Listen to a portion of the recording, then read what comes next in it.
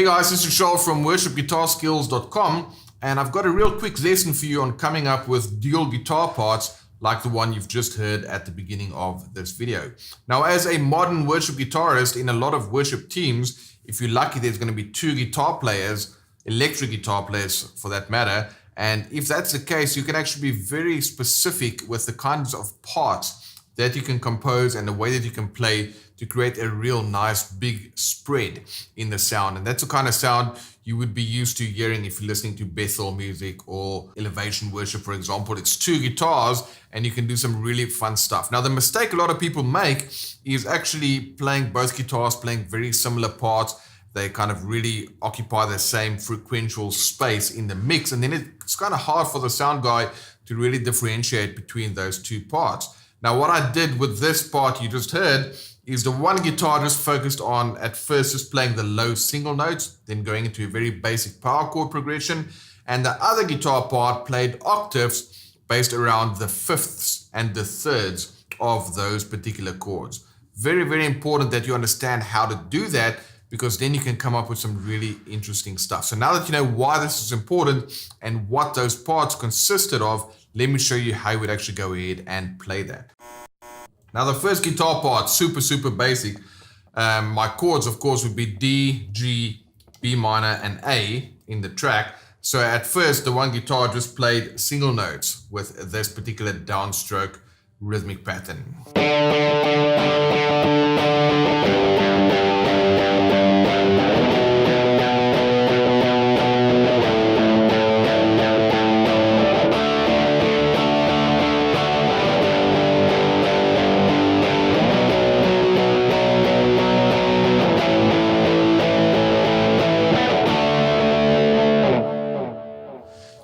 So there's nothing to that. The first time, just the single notes, and then the second time, I actually played power chord shapes for each one of them. D5, G5, B5, and A5.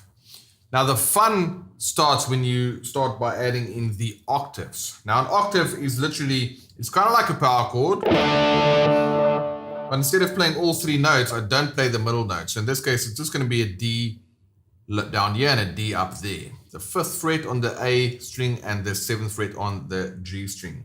And these two notes, D and D, by the way, they are 8 letter names apart.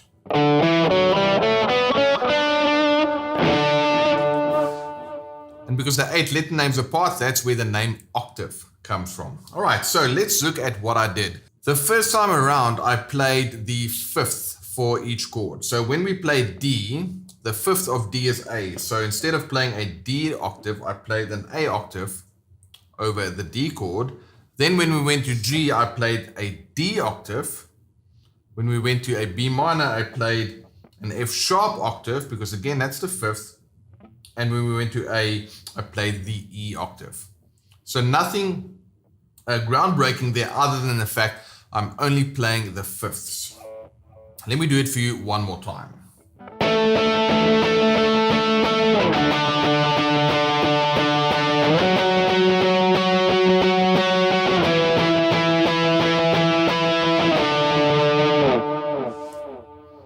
So as you can, there's nothing to it, but when you add the actual chords together with those octaves based around the 5th, then I get some really cool harmonic context happening there. So let's hear it one more time, where I play the low power chords as well as the 5ths based around the octave shape.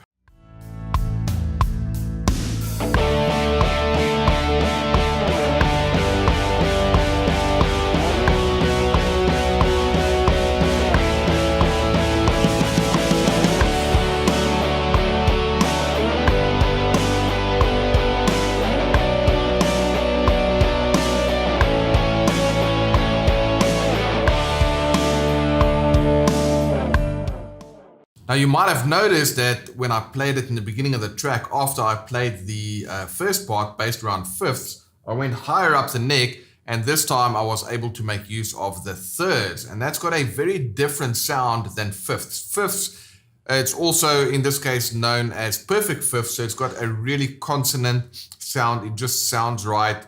It's a very powerful sound, but once I add in the 3rd, of the chords, it adds in like a bit of a sweetness and a different type of a color. And let me play that for you now on its own, just so you can see what it was. So when we played the D chord, I played F sharp, which is the third. Then we went to D. I slid all the way up to the B octave shape here, which is the third of G. Then when we played B minor, I went all the way up to the 17th fret to play a D octave, which is the third or the minor third of a B minor. And then when we went to A, I just went down 1 fret to play the C sharp. So if I play the octaves on their own, based around the third, it's going to sound like this.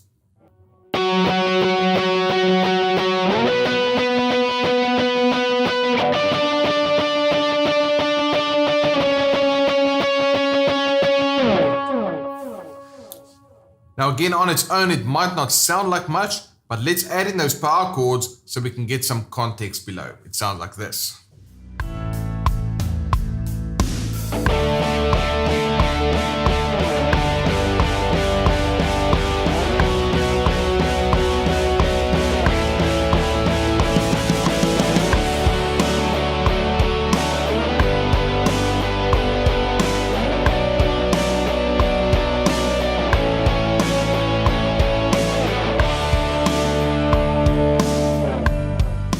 Alright, so as you can hear, that sounds pretty cool because now we are taking a chord and we're kind of breaking up the chord parts or the chord tones, if you will, of that particular chord with one guitar player playing the basic power chords and another guitar player focusing on either the fifths or the thirds, making use of octaves only. So together we've got harmony, right? Playing those chords, and they sound really cool. And of course, you can mix up your thirds and fifths, and you can, use common tones, and you can get really creative. So if you've got another guitarist to lay down the power chords, you can have some fun with the octave shapes. And even if you don't have another guitarist, I use these octave shapes a lot when we are building a part, because then I get to add some tension and some melodic interest by actually not playing the root note and just focusing on other chord tones and even non-chord tones that sound great over a particular chord. So that's how you can have a lot of fun with octaves. Now, talking about octaves and just guitar parts in general, if you want to improve your knowledge of the fretboard and just come up with a greater vocabulary, if you will, as it relates to chord shapes and the kind of things that you can play in your worship team, you should really check out our 7-day worship guitar challenge. I'm going to show you 15 different types of parts, everything from power chords to octaves to single notes, to open triads, to closed triads, to developing motifs. A lot of fun stuff, and you get to download all of the tabs so you can see exactly what I played, as well as getting access to a backing track, which will allow you to go ahead and put that stuff into action as you practice that over the tracks. So that is our 7-day worship guitar skills challenge. Just click the link in the description box and you'll be able to sign up for that right away. Right, guys, hope you enjoyed this lesson. Really fun bringing this stuff to you. Be sure to leave a thumbs up, leave a comment below, and subscribe to the channel if you haven't already done that. If you've done all that stuff, the only thing that's left to do is to sign up for the challenge, and we can go have some more fun with all these variety of different guitar parts.